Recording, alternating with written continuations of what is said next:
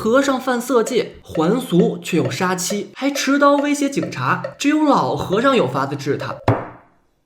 多年前的一个春天，四面环水的寺庙中，持刀杀人的凶手还是一个单纯的小和尚。他爱护山林中最活跃的动物，戏水的鱿鱼、跳跃的青蛙、灵活的青蛇，通通被他绑上重若千斤的石头，再放回溪水、池塘、陆地，看着他们孤立无援、苦苦挣扎。小和尚露出小豁牙，笑得格外开心。师傅在旁偷偷地盯着他，不声不响。直到晚间，夜色正浓，小和尚正在酣睡，师傅抱着沉重的大石头走近他。第二天，师傅擦拭佛像的时候，小和尚摇摇晃晃地过来，哭诉自己背上有块大石头。师傅却置若罔闻，严肃地叫他起来。可是小和尚仅仅走了一圈，就被压倒在地，大喊受不了。他这么大的人尚且如此，那些动物又如何受得了？小和尚急忙奋力划船，跌跌撞撞地跑进山林。可是除了青蛙尚有一丝生气，溪水中的鱿鱼早已浑身僵硬，岩石中的青蛇更是鲜血淋漓。小和尚哇哇大哭，这是师傅第一次教诲，是他第一次感知生命的脆弱，第一次产生悔恨的情绪。春江水暖，时光匆匆，又是一年盛夏，小和尚已长成茁壮少年。可是随着年龄的增长，是更为强大的好奇心与贪之欲。这天，小和尚站在佛头眺望，看到缓缓走近的两个女人，是一对母女来寺庙养病。那位小女施主28年华，身量窈窕，面容姣好，小和尚忍不住频频偷看。尤其到了晚间，师傅坚信藏在心中，男女隔间一目了然。小和尚盯着女孩，迟迟不肯睡去。丛林葱郁，水榭亭台，果然适合养病。母亲很快放心离去，小和尚越发殷勤，主动为女施主挡雨，却被一个回眸弄得心神大乱。这天，女施主在佛前熟睡，小和尚走近为她盖上被子，看着她清秀的脸庞，忍不住把手伸了进去。小和尚这才看到佛像，连忙爬过去认罪。师傅看到此景，在一旁沉默不语，眉头紧锁，狂敲木鱼，心都乱了。念经管屁用！到了晚上，小和尚紧闭双眼，不敢乱看，女施主却盯着他，一脸沉思。第二天，小和尚在水中划船玩耍，突然一个猛子跳了下去，岸上的女施主连忙过去查看，却被乍然冒出的小和尚一把拉下水。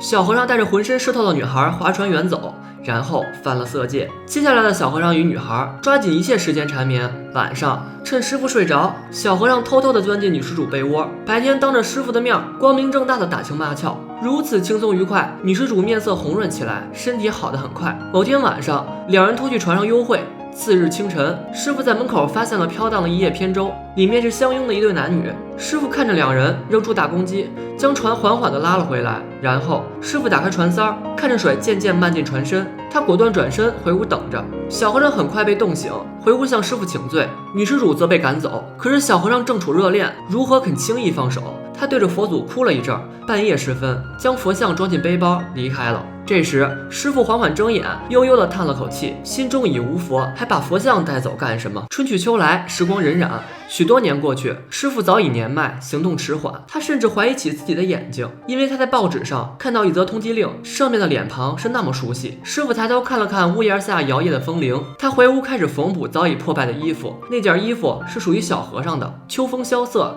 又见湖边木已飞。青年的和尚回到寺庙，他蓄起长发，一脸凶相。寺庙上的金刚依旧怒目圆瞪。他推开庙门，看到佝偻着背划船迎接自己的师傅，恍如隔世。忽然有些不敢直视师傅。等两人静坐水边，和尚眉宇间压制不住戾气。那个女孩跟他结婚，又出轨别的男人，他动了杀手。面对一脸的义愤填膺，师傅只淡淡回应：世俗对你而言已经变得苦不堪言了吧？和尚拿起刀子发泄，划船发泄，跳河发泄，可是除了离苦海更近一些，丝毫没有得到解脱。等师傅发现的时候，和尚已经封住了自己的午时，险些憋死自己。师傅立马抄根棍伺候他：小时候白教你了，浪费我的心血。小和尚四涕横流，如何惩罚他，解脱他？师傅自然更有办法。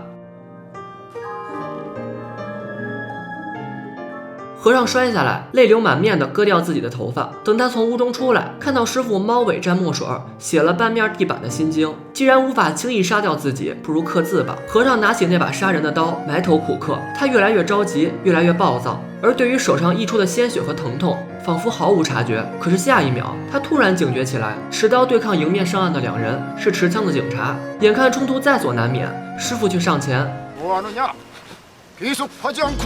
他安抚住警察，等明天和尚刻完心经，他自然放人。和尚满头大汗的刻字，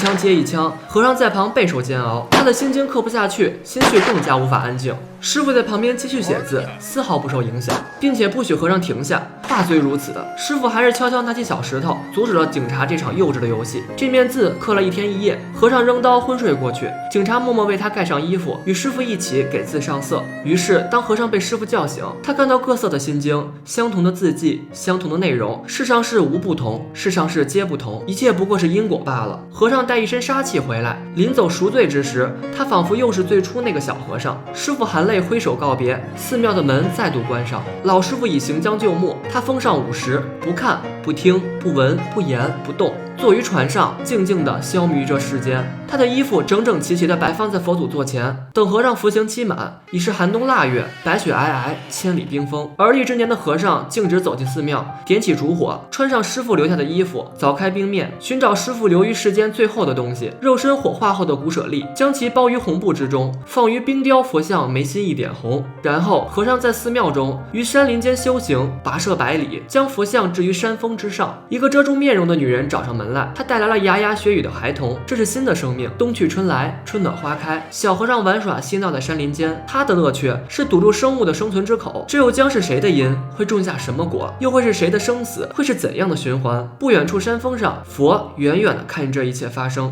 一花一世界，一叶一菩提，电影晦涩唯美，春夏秋冬又一春，轮回往复，因果循环。春夏犯下的错视为种下的因，秋冬杀妻赎罪视为果。而繁华世界，和尚的修行仅仅可以救赎自己，而又一年春来，又是一轮新的因果循环。无论是生死还是悲苦，山大的世界与天地来说也不过一隅。我是焦瑶，咱们下期再见。